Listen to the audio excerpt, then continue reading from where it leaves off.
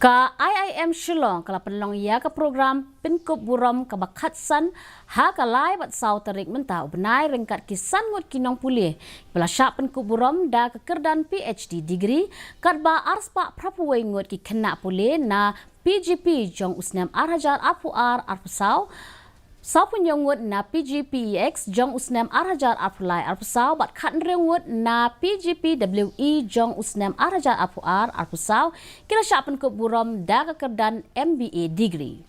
Unarayanan Kumar ubadai usyong konor jong ka group corporate board ka Sanmar Group na Chennai bat ka honorary consul general of Greece ha Chennai ulalong ukongsan ha kani kesengi. Haba ajing keren unarayanan Kumar ula pensyai ba ke India kalong ke Badunbok ban Kiustet haman kiliang ha ke Perthai da ke jing pentrikam baper kum ke Digital India ke bala nok senyang man kentiu ya keri. It has, as the chairman said, one of the highest growth rates.